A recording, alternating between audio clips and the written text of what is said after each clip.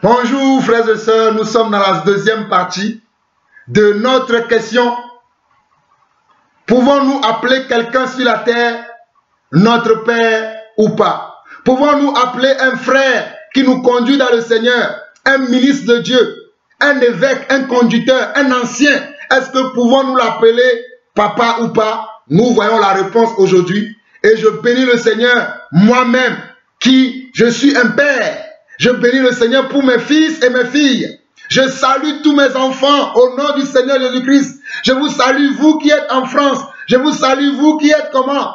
En Europe. Je vous salue, vous qui êtes aux États-Unis. Je vous salue, vous qui êtes en Afrique. Vous me reconnaissez, je vous connais aussi. Soyez bénis. Vous écoutez votre père spirituel, Jean-Paul Lawson.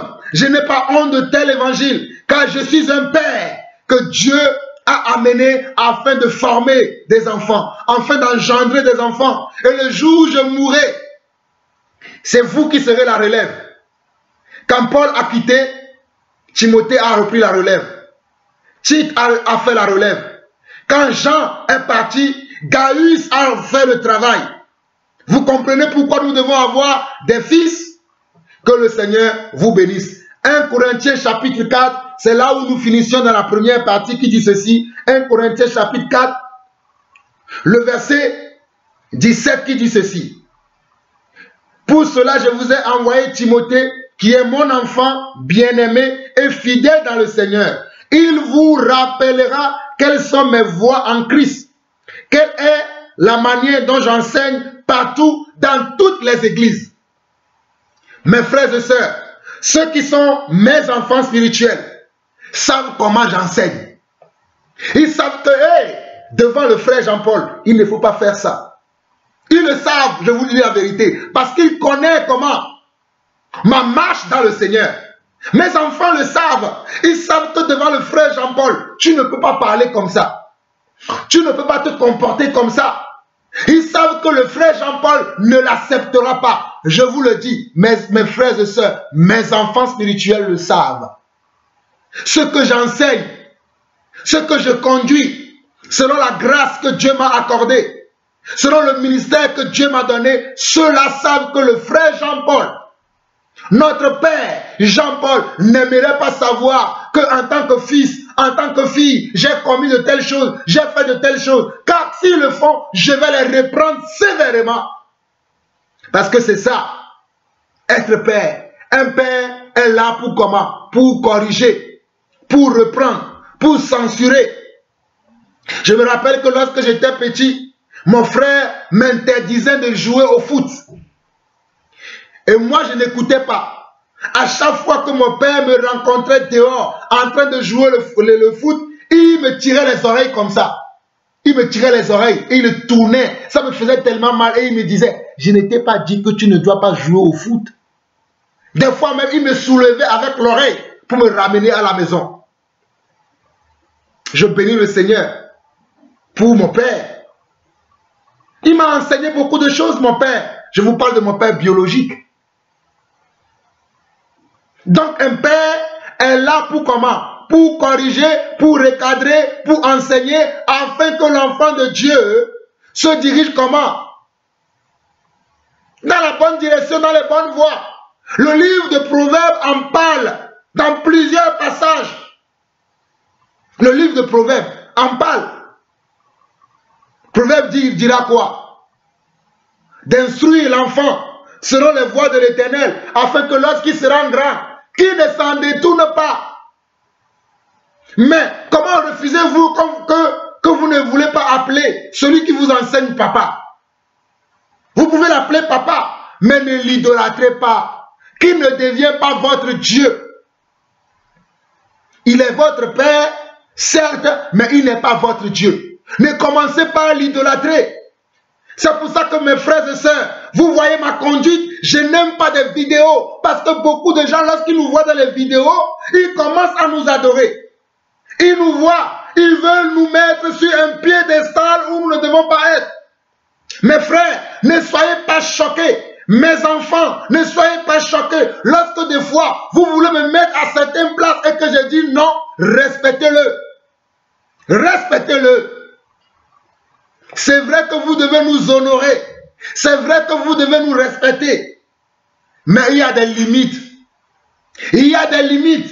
C'est ces limites-là que nos prédécesseurs n'ont pas pu respecter et ils ont fait naufrage par rapport à la foi. Et ils sont devenus des mauvais pères. Ils sont devenus des gens que Jésus a dit dans Matthieu chapitre 23, de ne pas les appeler pères parce qu'ils ne sont pas des bons pères. Mais moi, je veux être un bon père. S'il vous plaît, laissez-moi être un bon père pour vous. Un père qui prend soin de vous. Un père qui va changer vos couches. Un père qui va vous nettoyer les fesses. Un père qui va vous recadrer. Si vous avez fait des bêtises, mais acceptez-moi comme ça. Mais ne me mettez pas. Mes frères, dans le naturel, est-ce que vous pouvez soulever votre père? Votre père dans le naturel, est-ce que vous pouvez le soulever et aller le mettre comment? Sur un étage? Non! Moi qui suis africain, je sais comment nous en Afrique on éduque les enfants. Ici en Europe, l'éducation n'est plus comme auparavant. Mais allez voir en Asie, allez voir en Afrique, la vraie éducation des enfants. Ici, il n'y a plus d'éducation en France. Tu ne peux même pas recadrer ton fils. Tu vas avoir la police. C'est la même chose aujourd'hui dans l'église. Tu veux recadrer un frère, il va aller appeler d'autres frères et tu vas avoir les... Pourquoi tu lui as parlé comme ça? Mais je suis un père. Je dois recadrer les enfants. Oh non, moi on ne me parle pas comme ça. Moi, un jour, une soeur m'a dit, moi je suis antillaise. Nous les antillaises, on ne nous parle pas comme ça. Cette soeur-là, elle a entendu le vrai évangile ce jour-là. J'ai dit, ma soeur, moi je ne suis pas ni français ni togolais. Je suis du ciel. Et dans le ciel, c'est comme ça que nous parlons. Dans le ciel, nous recadrons. Dans le ciel, nous voulons faire la volonté de Dieu. Dans le royaume de Dieu, c'est la volonté de Dieu que nous voulons faire. Et la sœur a bien compris pourquoi j'ai parlé comme ça. Éphésiens 4, verset 6. Nous avançons dans cette deuxième partie. Éphésiens 4, verset 6. Éphésiens 4, verset 6. Il faut que vous compreniez la pensée de l'esprit dans ce que je suis en train de vous enseigner. Éphésiens 4, verset 6 dit ceci. Un seul Dieu et Père de tous, qui est au-dessus de tous, et parmi tous, et en tous. Mes frères et sœurs, nous avons un seul Dieu qui est Père de nous tous, qui est au-dessus de nous tous, et qui fait tout parmi nous tous. Mais c'est lui le vrai Père. C'est lui le bon Père. C'est lui le Père comment? Que nous devons tous imiter. Mais ce Père-là a fait des grâces à des hommes qui sont devenus des apôtres, des prophètes, des évangélistes, des pasteurs et des docteurs. Et ceux-là aussi sont des pères, des petits pères. Nous avons le grand-père, celui qui est le plus grand. Selon 1 Corinthiens chapitre 11, on dit que quoi? Christ est le chef, Dieu est le chef de Christ, Christ est le chef de l'homme et l'homme est le chef de la femme. Donc nous avons un père, un grand-père, nous tous. Mais ce grand-père a donné aussi des dons à des petits pères comme moi par exemple. Comme le frère Barwani, comme le frère Alain Patrick, comme le frère Afolabi, ainsi de suite. Nous sommes vos pères. Nous sommes vos pères. C'est nous qui vous enseignons. C'est nous qui vous amenons la parole de Dieu. Et vous devez du respect à vos pères. Vous devez du respect. Beaucoup d'entre vous, vous manquez de respect. Parce qu'aujourd'hui, vous avez cru à un évangile. On vous dit qu'on est tous pareils dans le corps du Christ. Nous ne sommes pas tous pareils. Je vous dis la vérité, mes frères et sœurs, nous ne sommes pas tous pareils. Nous sommes comment? Différents les uns des autres. Nous ne sommes pas tous pareils. Arrêtez de croire à cet évangile qui vous dit que nous sommes tous pareils, que nous sommes des frères. Oui, nous sommes des frères, mais parmi les frères, Dieu a élevé certaines personnes comment? À un rang de père, à un rang de conducteur, à un rang de comment? À un rang de ceux qui vont vous élever. Donc nous ne sommes plus pareils. Parles-tu à ta mère n'importe comment? Parles-tu à ton père biologique n'importe comment? Mais tu veux parler à ton homme de Dieu. Tu veux parler comment? Au serviteur de Dieu n'importe comment. Malheur à vous qui n'obéissez pas aux conducteurs que Dieu a mis à vos côtés. Malheur à vous qui ne respectez pas les conducteurs de Dieu. Frères et sœurs, écoutez-moi très bien. Je dis malheur à vous qui ne respectez pas les conducteurs que Dieu a mis à vos côtés. Malheur à vous, vous qui n'ayez aucune crainte, aucun respect pour les conducteurs de Dieu. Combien de fois je n'ai pas vu certains frères me parler d'une certaine manière, certaines sœurs me parler d'une certaine manière et j'ai été outré. Mais l'humilité de Dieu en moi m'a fait que je me suis tué pour laisser les gens parler. Je me taisais pour les voir me parler avec un ton, me parler sans respect, me parler sans aucune considération. Alors que je suis un père pour eux. Beaucoup d'entre eux, c'est à cause de mon évangile qu'ils tiennent encore debout aujourd'hui. Je ne m'enorgueillisse pas, c'est la vérité. Mais ils ne veulent pas s'humilier. Ils ne veulent pas s'humilier. Hébreux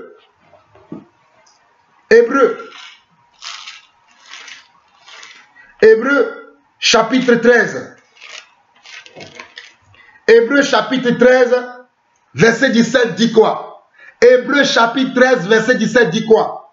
Obéissez à vos conducteurs et ayez pour eux de la déférence, car ils veillent sur vos âmes dont ils devront rendre compte, qu'il en soit ainsi, afin qu'ils le fassent avec joie et non en gémissant, ce qui ne vous serait d'aucun avantage.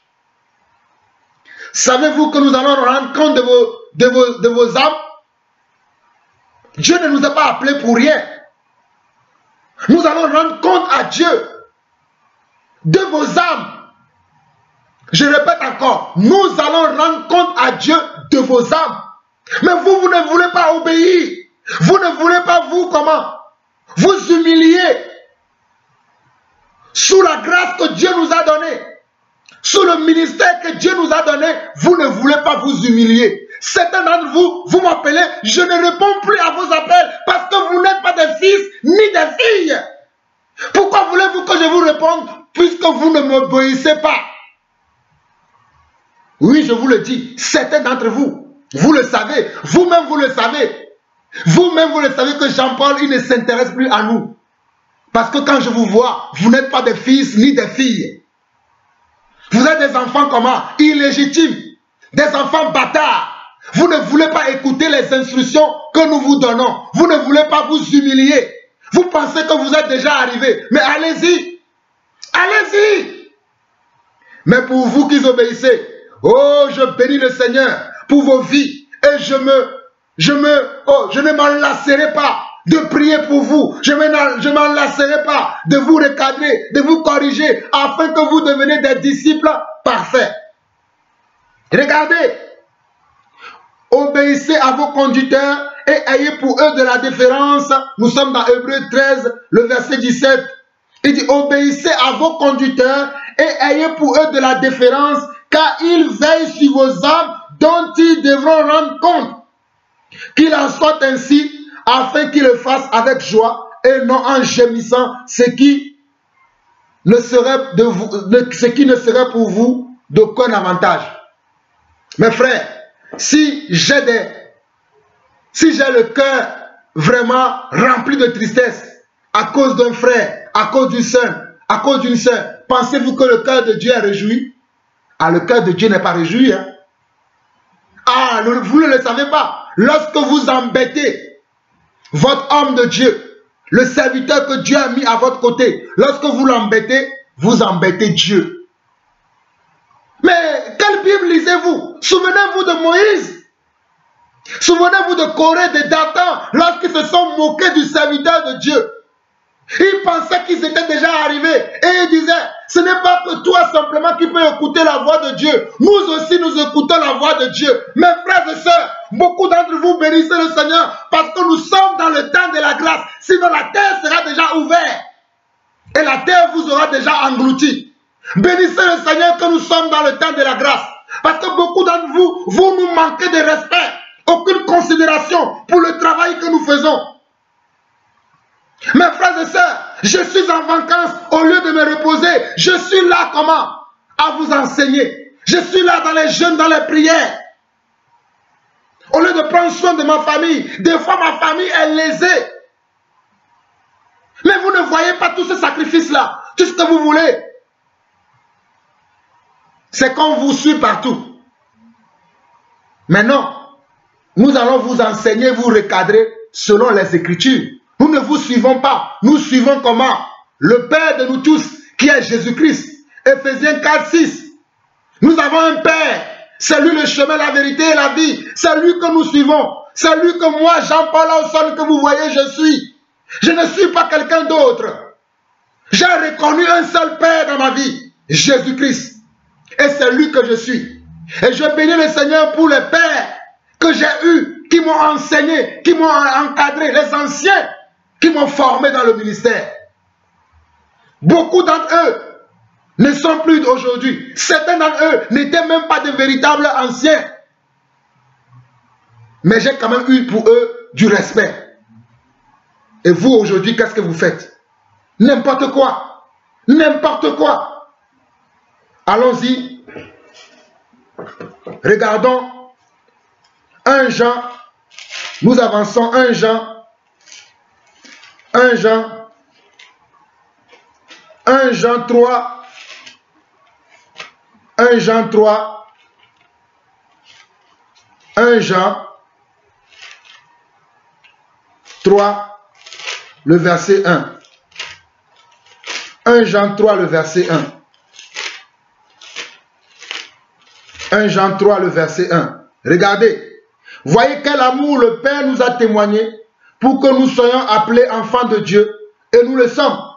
Si le monde ne nous connaît pas, c'est parce qu'il ne l'a pas connu. Nous sommes des enfants de Dieu. Et notre Père, c'est qui? C'est Dieu. Je ne suis pas enfant du monde, mais je suis enfant de Dieu. Tu es un enfant de Dieu. Tu es un fils et une fille de Dieu. Comporte-toi comme un fils de Dieu. Il est temps que vous vous comportez comme des enfants légitimes et non des enfants illégitimes. Les enfants illégitimes, c'est ceux qui ne veulent pas obéir. Mais les enfants légitimes obéissent à leur Père. Obéissez à l'Éternel. Ne soyez pas comme des enfants illégitimes qui ne veulent pas obéir, que tout ce qui les intéresse, c'est la convoitise, l'hypocrisie, l'amour du monde, l'amour de l'argent, les envies pernicieuses. Mais les enfants légitimes suivent leur Père.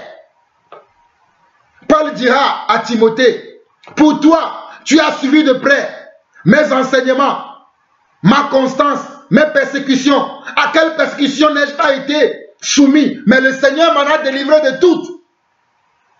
Oui, un père doit avoir des enfants et les enfants doivent suivre les pas de leur père. C'est ça. 1 Timothée chapitre 1. 1 Timothée chapitre 1. Très rapidement, avançons pour finir cet enseignement. 1 Timothée chapitre 1. 1 Timothée chapitre 1. Nous bénissons le Seigneur. 1 Timothée chapitre 1, le verset 1 à 2. Paul, apôtre de Jésus-Christ, par ordre de Dieu notre Sauveur et de Jésus-Christ notre espérance, à Timothée mon enfant légitime en la foi. À Timothée mon enfant légitime en la foi, que la grâce, la miséricorde et la paix te soient données de la part de Dieu le Père et de Jésus-Christ notre Seigneur. Regardez, 1 Timothée chapitre 1, le verset 2. À Timothée, mon enfant légitime en la foi.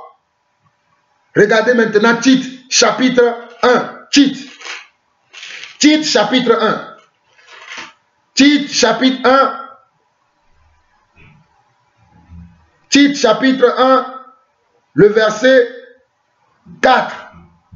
Regardez ce que Paul dit à Tite. À Tite, mon enfant légitime, à notre foi commune. À Tite, mon enfant légitime, à notre foi commune. Que la grâce et la paix te soit donné de la part de Dieu le Père et de Jésus-Christ notre Sauveur. Regardez la salutation que Paul adresse à son enfant Tite. Et il va dire quoi? À Tite, mon enfant légitime, annonce comme une foi que la grâce et la paix te soient données de la part de Dieu le Père et de Jésus-Christ notre Sauveur. Voilà. Nous avons des enfants. Nous avons des enfants. Comme Paul, un ministre de Dieu génère et engendre des enfants. Je le répète encore, un ministre de Dieu génère et engendre des enfants. Voilà. Donc n'hésitez pas à appeler votre conducteur, votre évêque, votre surveillant, n'hésitez pas à l'appeler comment? Père. Mais ne l'idolâtrez pas. S'il vous plaît. Pas d'idolâtrie. Ne soyez pas comme des pharisiens. Toi aussi qui es un père, ne permets pas qu'on t'idolâtre. Je te parle à toi mon frère, qui a aussi un père dans le Seigneur, ne permets pas que tes enfants t'idolâtrent. Refuse l'idolâtrie, car l'idolâtrie vient de comment? Vient de Satan. L'idolâtrie ne vient pas des enfants de Dieu. 1 Timothée, 1 Corinthiens chapitre 1. Je vais vous montrer quelque chose. 1 Corinthiens chapitre 1. 1 Corinthiens chapitre 1. Nous allons lire du verset 14 au verset 17. 1 Corinthiens chapitre 1, verset 14 au verset 17. Paul dit ceci. Je rends grâce à Dieu de ce que je n'ai baptisé au coin de vous, excepté Crispus et Gaius, afin que personne ne dise que vous avez été baptisés en mon nom. J'ai encore baptisé la famille de Stéphana. Du reste que je sache, je n'ai baptisé personne d'autre. Ce n'est pas pour baptiser que Christ m'a envoyé. C'est pour annoncer l'évangile, et cela sans la sagesse du langage, afin que la croix de Christ ne soit pas rendue vaine. Regardez Paul. Paul a baptisé des gens. Mais le baptême n'était pas important pour Paul. Ce qui était important, c'est prêcher l'évangile de la croix de Christ, afin que les gens soient formés dans l'évangile de la croix de Christ. Il y a des gens aujourd'hui, lorsqu'ils baptisent une personne, ils sont dans la joie, parce qu'ils disent qu'il y a de la joie dans le ciel. Oui, moi aussi je baptise des gens. Quand je baptise des gens, je suis content.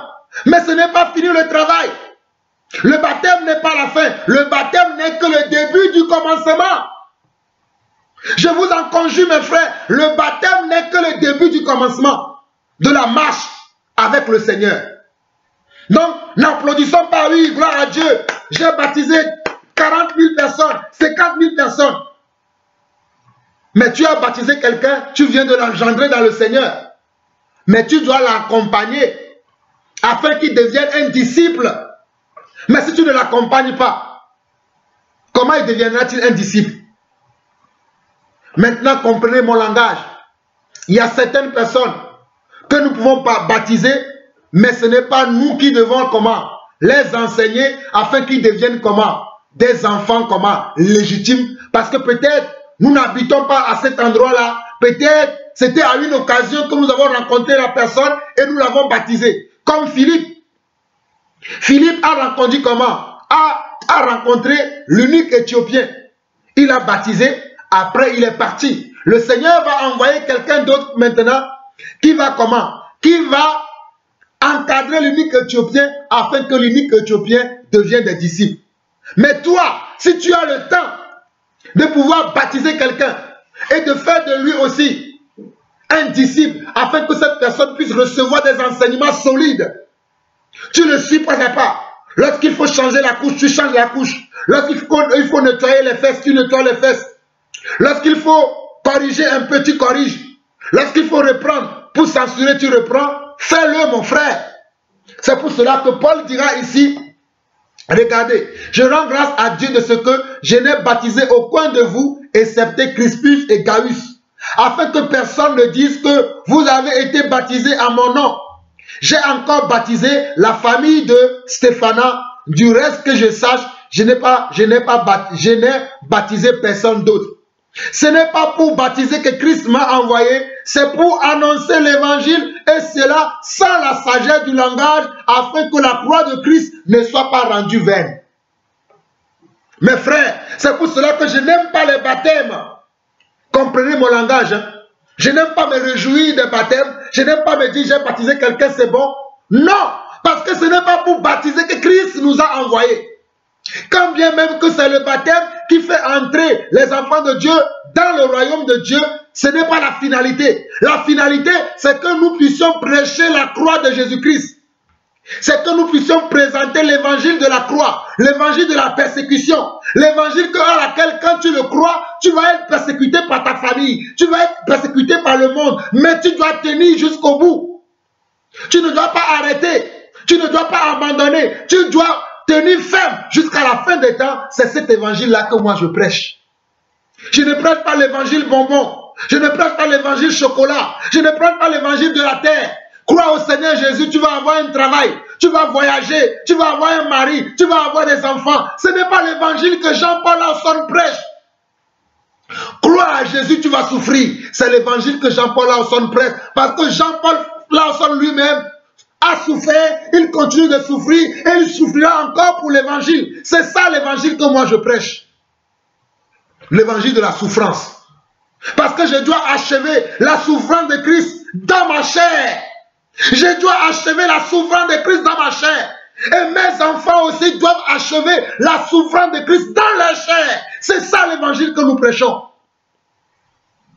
Nous sommes persécutés ici et là. Nous sommes méprisés ici et là. Mais nous enrichissons plusieurs par l'évangile que nous prêchons. Nous enrichissons plusieurs par l'évangile de la croix que nous prêchons. 3 Jean. Écoutons maintenant 3 Jean. 3 Jean. 3 Jean. 3 Jean. 3 Jean. 3 Jean. 3e épître de Jean. Regardez ce que Jean, l'apôtre, va dire au travers par rapport à Gaius, que Paul a baptisé, mais ce n'est pas Paul qui a fait que Gaius puisse devenir adulte dans le Seigneur. C'est Jean qui l'a fait et je vais vous le montrer. Nous vous montrons tout par la parole et rien d'autre que la parole. Lisez vous-même avec moi. L'ancien Gaius, le bien-aimé que j'aime dans la vérité. L'ancien c'est qui? C'est Jean. Gaius c'est qui? C'est le bien-aimé qu'il aime dans la vérité. Bien-aimé, je souhaite que tu prospères à tous égards et sois en bonne santé comme prospère l'état de ton âme. J'ai été fort réjoui lorsque des frères sont arrivés et ont rendu témoignage de la vérité qui est en toi, de la manière dont tu marches dans la vérité. De la manière dont tu marches dans la vérité. Regardez l'ancien. Il dit de la manière dont tu marches dans la vérité. Regardez le verset 4. Je n'ai de plus grande joie que d'apprendre que mes enfants marchent dans la vérité. Donc Jean, l'apôtre Jean, va appeler Gaius mon enfant. Et il va dire, je n'ai pas de grande joie à apprendre simplement que mes enfants marchent dans la vérité. Parce que certes, c'est Paul qui a rencontré la première fois Gaius et c'est Paul qui l'a baptisé, mais Paul n'a pas eu le temps pour le former. Qui l'a formé? C'est qui l'a formé? C'est l'apôtre Jean qui a formé Gaius. C'est pour ça qu'il appelle Gaius mon enfant légitime. Donc, Gaius a eu 2 pères. Le père qui l'a amené à la foi, c'est qui? C'est comment? C'est Paul. Mais le père qui l'a fait grandir, comme je vous ai donné l'exemple que aujourd'hui dans le monde, il y a des hommes qui font des enfants et ils les abandonnent. Et quelqu'un d'autre vient, c'est lui qui va nourrir l'enfant, qui va l'éduquer. Mais Paul n'a pas abandonné Gaius, hein, comprenez? Paul n'abandonne pas. Mais c'est parce que, compte tenu du travail de Paul, Paul ne peut pas s'occuper de tous les enfants qu'il a. Certains, il les confie à d'autres frères. Comme moi aussi, je ne peux pas m'occuper de tous les enfants que j'ai. Certains, je vais les confier à d'autres frères. Je confie des fois des frères, des enfants, certains des enfants à d'autres frères parce que je n'ai pas le temps moi-même à m'occuper d'eux ou bien parce que nous n'habitons pas au même endroit. Donc je vais chercher quelqu'un d'autre qui est un frère, mais qui a aussi un père, comme mon frère Afolabi du côté du Togo, comme mon frère Barani du côté du Canada. Et ici en France, je bénis le Seigneur, j'ai beaucoup plus de frères. C'est plus facile pour moi en France. Mais dans les autres pays, ça devient un peu plus difficile pour moi. Et je vais leur confier, voici telle personne. Tu peux le suivre. Voilà le travail que Dieu veut que nous faisons. Voilà le travail. Que Dieu soit béni pour sa parole. Et regardez bien, le verset 5, il dit quoi? Bien-aimé, tu agis fidèlement dans ce que tu fais pour les frères et même pour les frères étrangers. Nous sommes au verset 5 du 3e épître de Jean. Maintenant, nous arrivons au verset 6. Lesquels ont rendu témoignage de ton amour en présence de l'Église. Tu feras bien de pourvoir à leur voyage d'une manière digne de Dieu. Car c'est pour le nom de Jésus-Christ qu'ils sont partis sans rien recevoir des païens. Nous devons accueillir de tels hommes afin d'être ouvriers avec eux pour la vérité. Regardez la recommandation que l'apôtre Jean donne à son enfant Gaius. Il dit qu'il y a des frères qui vont arriver chez toi. Mais reçois-les comme des ouvriers du Seigneur, dignes. Il y a certains qui nous reçoivent, ils ne nous reçoivent pas comme des ouvriers dignes du Seigneur. Ils nous méprisent. Mais regardez la recommandation que l'apôtre Jean donne à son fils légitime comment? Gaius. Je vais relire pour vous, parce que ces détails vous manquent à vous. Bien-aimé, tu agis fidèlement dans ce que tu fais pour les frères et même pour des frères étrangers, lesquels ont rendu témoignage de ton amour en présence de l'Église. Tu feras bien de pourvoir à leur voyage d'une manière digne de Dieu. C'est pour le nom de Jésus-Christ qu'ils sont partis sans rien recevoir des païens. Nous devons donc accueillir de tels hommes afin d'être ouvriers avec eux pour la vérité. Mes frères et sœurs, soyez ouvriers avec des hommes qui sont ouvriers et qui travaillent pour la vérité. Soyez ouvriers, pourvoyez aux besoins de vos conducteurs. Semez dans le royaume de Dieu. Aujourd'hui, il n'y a plus de la sémence. Vos conducteurs souffrent. Oh, mon frère Afolabi, du côté de Lomé, du Togo, il souffre là-bas. Plusieurs fois, il vous a parlé de ses projets, les projets qui lui tiennent à cœur. Il vous a demandé plusieurs fois, soutenez-moi, soutenez-moi, soutenez-moi. Jusqu'aujourd'hui, rien. Mais vous soutenez les faux. Mais les vrais, vous ne voulez pas les soutenir. Vous ne voulez pas soutenir les vrais, mais les faux, vous les soutenez. Combien de fois je n'ai pas entendu les cris de mon frère Afolabi, que moi-même je soutiens. Mais vous ne les soutenez pas. Togolaises et Togolais, aujourd'hui je m'adresse à vous. Ayez honte, car vous avez un serviteur de Dieu, fidèle au Togo, un homme que Dieu a oint, d'une mesure de grâce, oh alléluia. Que le Seigneur, mon Dieu, le Dieu que nous servons, mon frère Afolabi, que Dieu te bénisse pour le travail que tu fais dans cette nation, non seulement au Togo, mais pour le monde entier. Car j'ai des frères ici qui témoignent de ton évangile, de ce que ton évangile produit dans leur cœur. Le Seigneur, à son temps, t'ouvrira les portes pour les projets que tu as à cœur. Si ces projets viennent du Seigneur, il s'accomplira certainement, mon frère. Peu importe les persécutions, le manque que tu as aujourd'hui, je te dis que si ces projets viennent de la part du Seigneur, peu importe le temps que ça va prendre, ça s'accomplira et ça s'accomplira certainement. Mes frères et sœurs, soutenez de tels hommes, de tels ouvriers. Soutenez-les. Soutenez de tels ouvriers. Soutenez-moi. Nous avons besoin de soutien pour faire l'œuvre de Dieu. Quand je parle de soutien, je ne parle pas uniquement de l'argent. Il n'y a pas que l'argent qui fait l'œuvre de Dieu. Nous avons besoin de vos prières. Nous avons besoin de votre soumission à la parole de Dieu. Nous avons besoin aussi de quoi? Nous avons besoin aussi des choses matérielles. Mais moi, je me suis imposé de ne pas demander à quelqu'un, donne-moi ci, donne-moi cela, comme quelques-uns le font. Mais moi, Jean-Paul Lawson, croyez-moi, frères et sœurs, vous ne me verrez jamais vous demander quoi que ce soit. Car j'ai confiance au Seigneur qui m'a appelé, le Dieu qui m'a appelé. Oh, il m'a donné des messages, il m'a donné des paroles, et j'ai confiance à sa parole, qui me sera fait selon ce qu'il m'a dit. Mais néanmoins, il faut de soutien. Soutenez les hommes de Dieu, soutenez vos conducteurs, que Dieu lui-même vous met à cœur comment vous devez soutenir l'œuvre que nous faisons. Que Dieu lui-même vous met cela à cœur. Mais vous devez soutenir les hommes de Dieu. Vous devez soutenir les apôtres, les prophètes, les évangélistes, les pasteurs et les docteurs. Regardez dans le livre des Actes des Apôtres, nous voyons les gens vendre leur maison, leurs biens, et ils venaient y déposer comment? L'argent au prix des apôtres. Et les apôtres prenaient cet argent pour faire avancer l'œuvre. Ils s'occupaient des besoins qui étaient dans l'église.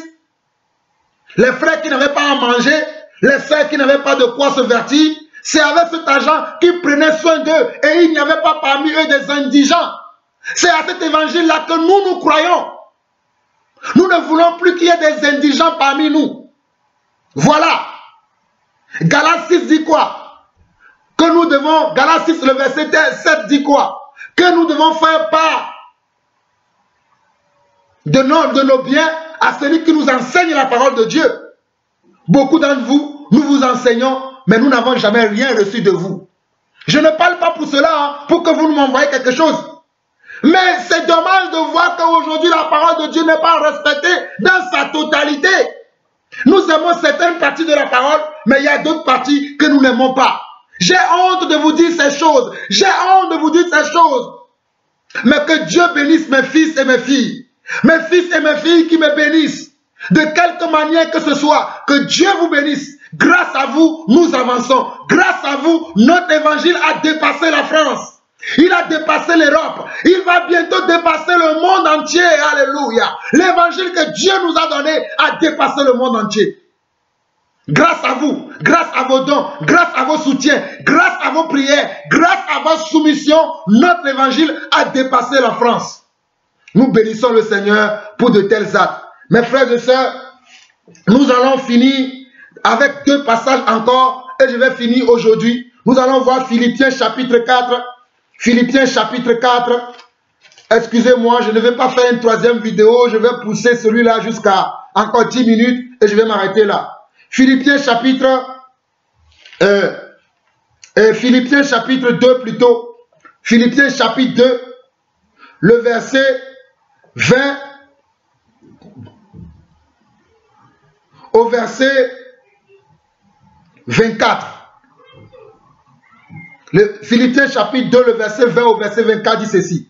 Car je n'ai ici personne qui partage mes sentiments pour prendre sincèrement à cœur votre situation. Tous, en effet, cherchent leur propre intérêt et non ceux de Jésus-Christ.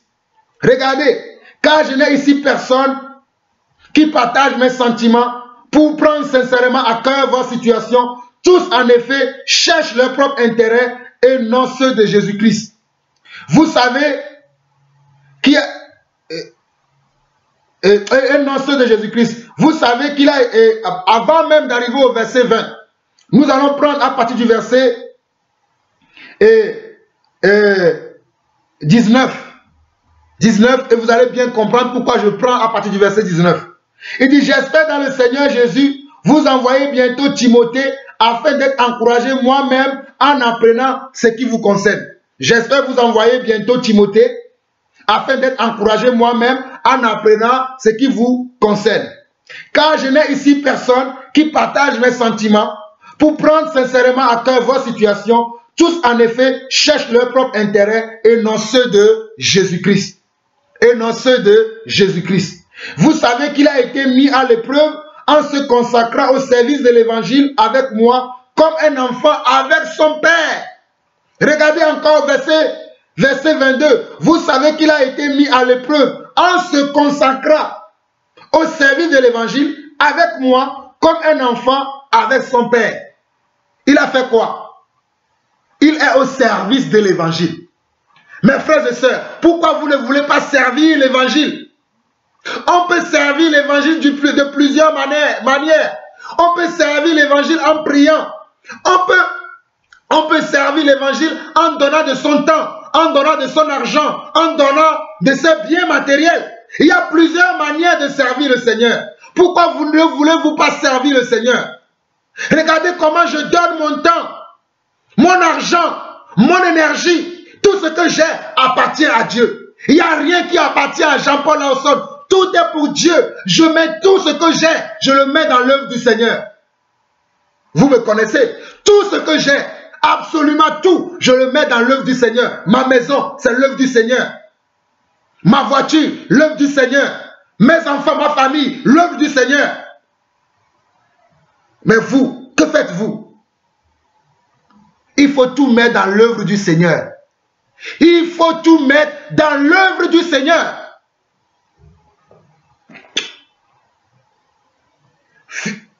Vous-même, lisez ce passage de Philippiens chapitre 4, le verset 17 jusqu'au verset 30. Vous comprendrez encore beaucoup plus de choses. Là, on n'a pas le temps. Je vais aborder un dernier passage qui est Philémon.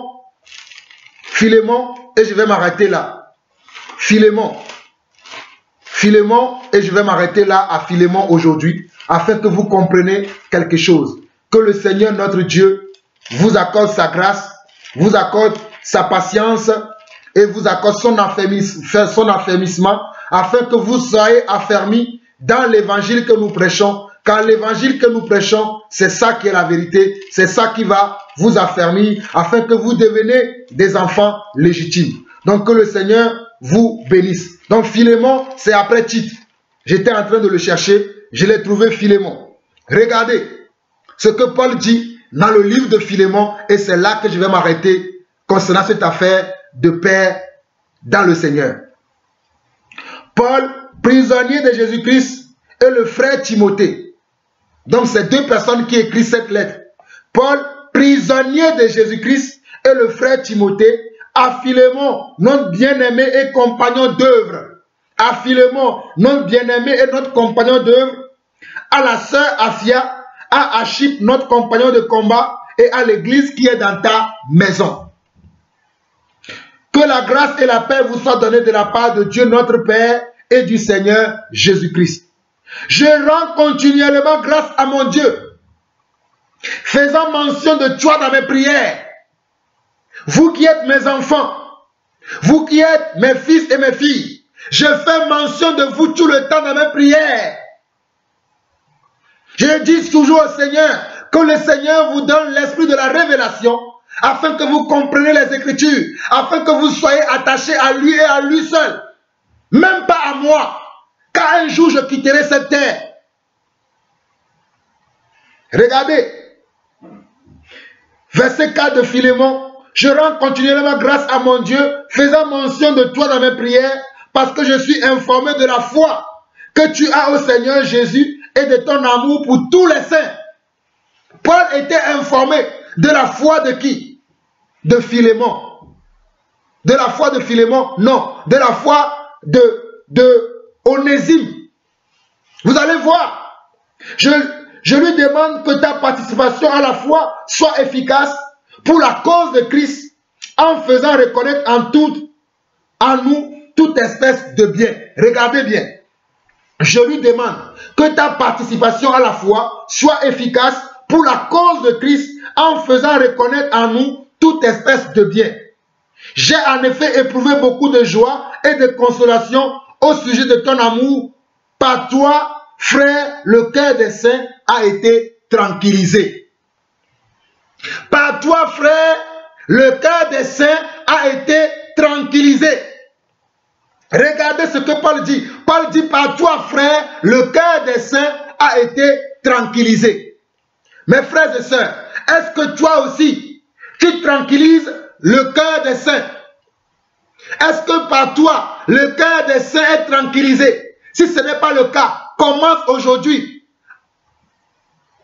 Commence aujourd'hui, afin qu'au travers de toi, que le cœur des saints soit tranquillisé. Moi, j'aime tranquilliser le cœur de mes frères.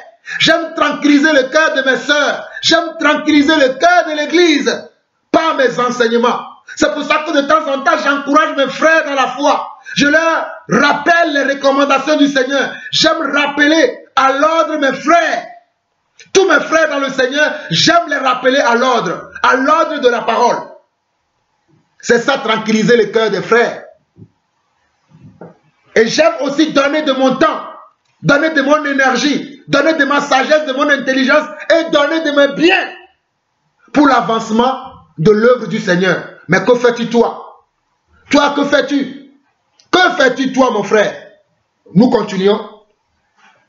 Au verset 7, il dit, j'ai en effet éprouvé beaucoup de joie et de consolation au sujet de ton amour, car par toi, frère, le cœur des saints a été tranquillisé. C'est pourquoi, bien que j'ai en Christ toute liberté de te prescrire ce qui est convenable, c'est de préférence au nom de l'amour que je t'adresse une prière, étant ce que je suis Paul, un vieillard, et de plus maintenant prisonnier de Jésus-Christ. Je te prie pour mon enfant que j'ai engendré, étant dans les chaînes, Onésime. Regardez, je te prie pour mon enfant que j'ai engendré, étant dans les champs, Onésime, qui autrefois t'a été inutile, mais qui maintenant est utile à toi et à moi. Paul, lorsqu'il était dans les chaînes en prison, il faisait encore comment? Des disciples. Je m'étonne de voir aujourd'hui certains frères qui se disent apôtres, prophètes, évangélistes, mais qui ne font rien. Ils sont là assis, rien. Mais ils disent qu'ils servent le Seigneur. Nous travaillons. Il faut travailler. Regardez, Paul, même étant en prison, il faisait quoi? Il faisait encore des disciples. Il y a certains aujourd'hui, pas de message. Ils n'ont aucun message à donner. Tout ce qu'ils font, ils envoient des vieux messages qu'ils ont fait dans le passé. Ils envoient que des vieux messages. Mais ils n'ont pas de nouveaux messages pour le peuple aujourd'hui. Mais ils se disent grand apôtre, grand prophète, prophète des nations, prophète de ceci. Mais ils n'ont rien, ils n'ont pas de nouveaux messages pour le peuple. Donnez des messages, frères et sœurs. Sortez de vos cachettes. Il est temps que vous vous mettez à l'œuvre du Seigneur. Quel évangile vous croyez? Regardez, Paul dans la prison a fait quoi? A fait des disciples. Regardez, au verset 10 de Philémon 1. Je te prie, mon enfant, que j'ai engendré étant dans les chaînes, Onésime. Onésime, que Paul a engendré. Un enfant légitime que Paul a engendré, étant en prison, étant dans les chaînes. Si Paul était en prison, sa bouche et la grâce de Dieu n'a pas été emprisonnée. Mettez Jean-Paul Lawson en prison. Il va prêcher l'évangile aux prisonniers. Mettez Jean-Paul Lawson en brousse. Il va prêcher l'évangile aux arbres. Mettez Jean-Paul Lawson où vous voulez. Mais la grâce de Dieu en lui se manifestera toujours. Voilà la vérité. Je te prie pour mon enfant que j'ai engendré, étant dans les chaînes, Onésime, qui autrefois t'a été inutile, mais qui maintenant est utile et à toi et à moi. Qui maintenant est utile maintenant à toi et à moi. Je te le renvoie lui-même, une partie de moi-même. J'aurais désiré le retenir auprès de moi pour qu'il me serve à ta place pendant que je suis dans les chaînes pour l'évangile. Regardez, Onésime servait aussi Paul. Une des choses que vous ne savez pas, vous devez servir comment? Vos conducteurs. Certains d'entre vous, vous ne voulez pas servir. Même quand on vous donne des ordres, vous ne voulez pas obéir. Mais vous devez servir vos pères. Moi, j'ai des enfants. J'appelle David. Mon fils aîné s'appelle David. J'ai dit, David, va me chercher de l'eau dans le frigo. David va et il m'apporte de l'eau. David, va m'acheter une baguette. Va m'acheter du pain et il m'achète du pain. Mais vous, aujourd'hui, vous êtes des fils et des filles. On ne peut pas compter sur vous. On ne peut pas vous envoyer. Paul envoyait des enfants. Paul, lorsqu'il ne pouvait pas aller chez les Corinthiens, il pouvait envoyer Timothée. Tite, Paul l'a envoyé plusieurs fois. Onésime a été envoyé. Epaphras.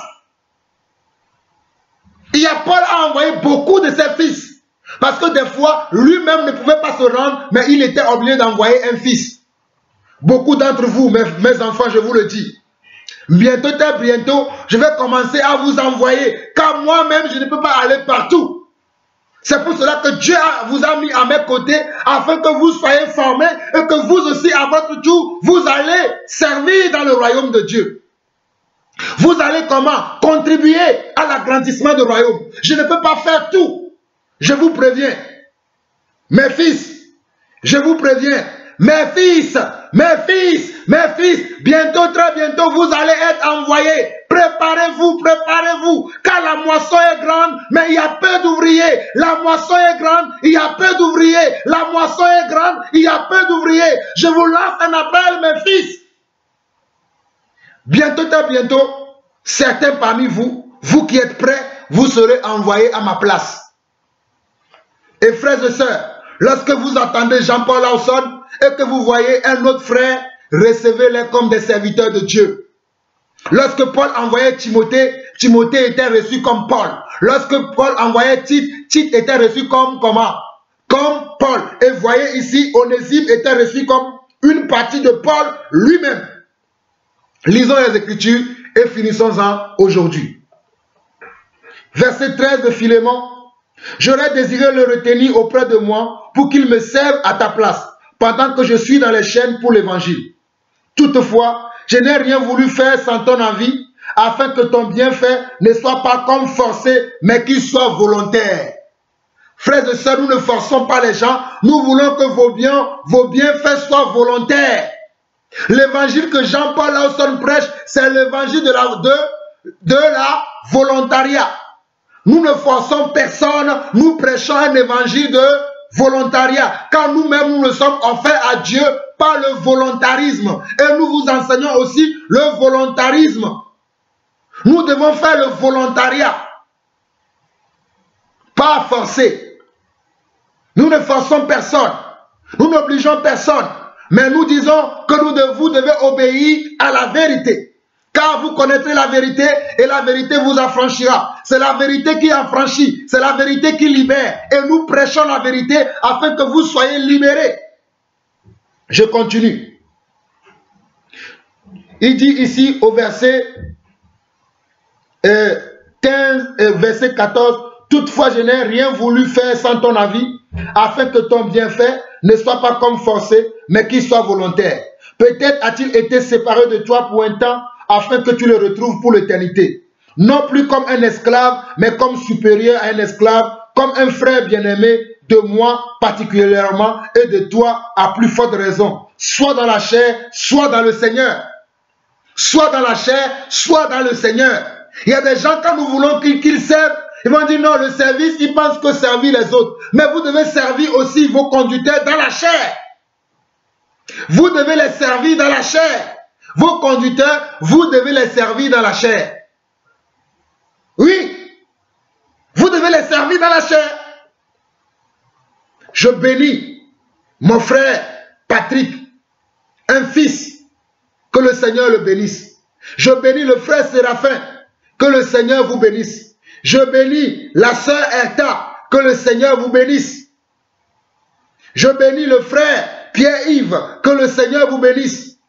Vous avez encore du travail, mais certains parmi vous, vous êtes devenus des enfants légitimes. Et il y en a encore plusieurs que je vois venir. Mais ceux-là, ce sont ceux que je vois tout le temps. Ceux que je vois qui sont à l'œuvre. Que Dieu vous bénisse. C'est ça le ministère que nous faisons. C'est ça le travail. Je continue. Au verset 16, on nous dit: non plus comme esclave, mais comme supérieur à un esclave, comme un frère bien-aimé de moi particulièrement et de toi à plus forte raison, soit dans la chair, soit dans le Seigneur. Soit dans la chair, soit dans le Seigneur. Dans la chair, nous devons servir. Dans le Seigneur aussi, nous devons servir. Il y en a qui ne veulent pas servir dans la chair. Ah, moi, je ne veux pas servir. Combien je n'ai pas porté le sac de mes anciens à l'époque. Combien je n'ai pas porté la nourriture aux anciens qui m'enseignaient la parole à l'époque. Moi-même, je faisais à manger pour les anciens. où je vais commander quelqu'un de faire à manger et je vais rapporter à l'ancien qui me nourrit dans la parole, qui est mon conducteur. C'est ça la vérité. C'est ça la vérité. Verset 17. Si donc tu me tiens pour ton ami, reçois-le comme moi-même, et si tu as fait quelque tort ou si te dois quelque chose, mets-le sur mon compte. Paul envoyait qui? Onésime, une partie de lui-même. Regardez ce qu'il dit. Si donc tu me tiens pour ton ami, si donc tu me tiens pour ton ami, reçois-le comme moi-même. Vous devez recevoir nos serviteurs, nos frères, nos fils, comme si c'est nous-mêmes que vous recevez. Parce que bientôt, très bientôt, je ne vais plus moi-même venir tout le temps. Je vais envoyer des fois mes enfants. C'est aussi une occasion pour moi de les éprouver, pour voir s'ils sont obéissants dans toutes choses. Oui, la parole déclare que avant de comment? Avant d'envoyer les jeunes convertis dans le Seigneur, il faut les éprouver. Donc ce sera une occasion pour moi aussi d'éprouver les frères que j'ai formés, s'ils sont maintenant prêts pour pouvoir voler de leur propre zèle. C'est là une occasion, ce sera une occasion pour moi. Donc bientôt, très bientôt, Église de la Belgique, Église de l'Allemagne, et dans certains endroits de la France, je ne viendrai pas moi-même, mais j'envoyerai des frères. J'enverrai des frères qui vont venir de ma part, et c'est eux qui vont vous enseigner. Croyez-moi, ils ont le Saint-Esprit comme moi, et ils peuvent vous recadrer, ils peuvent vous enseigner. J'ai confiance en eux, parce que je sais comment ils travaillent dans l'œuvre. Verset 17, si donc tu me tiens pour ton ami, reçois-le comme moi-même, et si tu as fait quelque tort, ou si tu dois quelque chose, mets-le sur mon compte.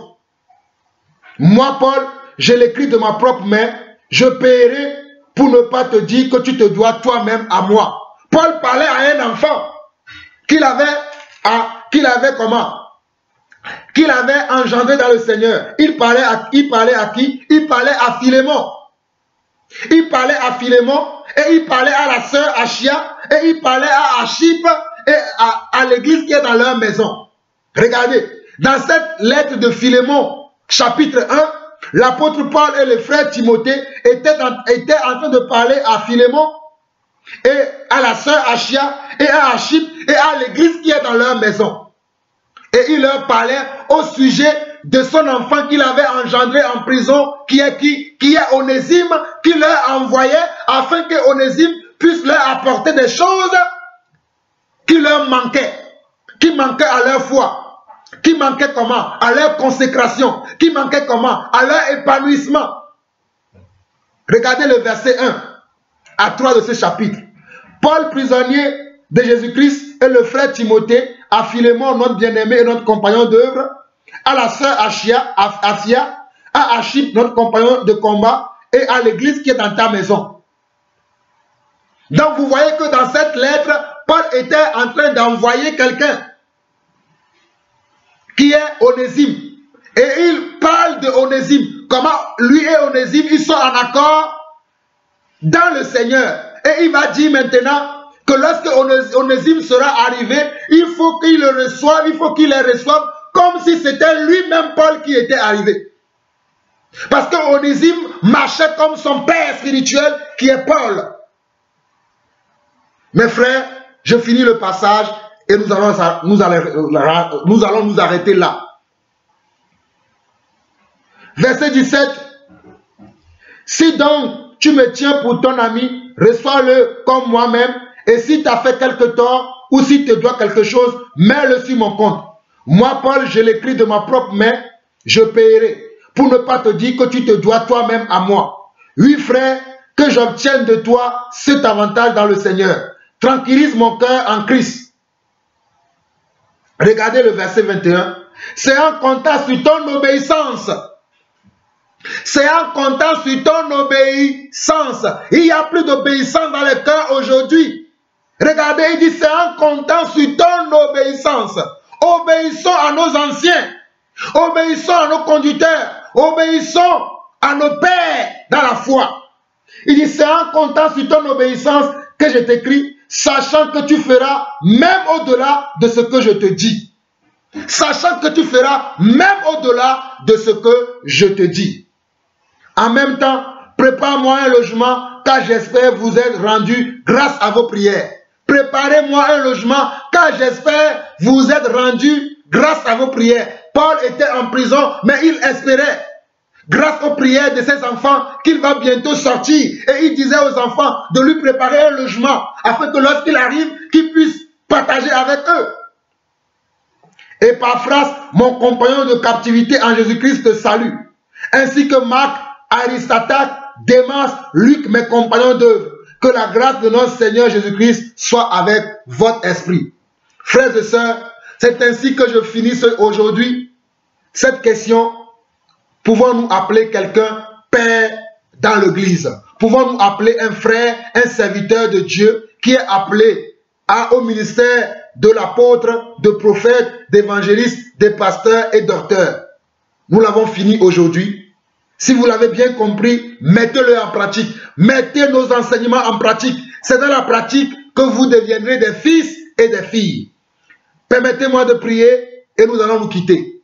Seigneur mon Dieu, je te bénis, je te loue, je te rends grâce pour cet enseignement que tu as mis dans mon cœur. Cette question que tu as mis dans mon cœur, que j'en ai encore parlé hier avec mon frère Barouani. Oh papa, merci pour la grâce que tu nous as fait en ce temps de la fin, afin que nous réveillons ton église, afin que ceux qui dorment se réveillent pour te servir. Nous te bénissons papa pour ta sagesse, pour ton intelligence dans notre vie. Et nous te bénissons Seigneur Dieu pour nos éditeurs, nous te bénissons pour nos enfants, nous te bénissons pour tous ceux-là qui sont dans ton église et qui cherchent à faire ta volonté. Nous prions pour eux et nous déclarons dans le nom de Jésus-Christ que Seigneur Dieu, que leur esprit soit ouvert afin qu'ils t'attendent leur parler, qu'ils t'attendent leur reprendre, qu'ils t'attendent leur montrer la bonne voie, la voie de la vérité, le chemin de la vie éternelle. Nous te prions papa de les assister dans toutes choses dont ils auront besoin de toi, afin que leur foi soit la foi parfaite, afin que leur foi soit une foi qui est basée sur toi et sur toi tout seul. Père, merci pour toutes ces personnes qui nous suivent. Merci pour toutes ces personnes qui aiment ta parole et qui veulent marcher selon ta parole. Que ta grâce et ta miséricorde soient multipliées dans leur vie afin qu'ils soient des enfants légitimes pour toi et pour toi tout seul. Nous t'avons demandé toutes ces choses au nom de notre Seigneur et Sauveur Jésus-Christ. Soyez abondamment bénis. À bientôt, frères et sœurs. Bye bye. Shalom, shalom et shalom.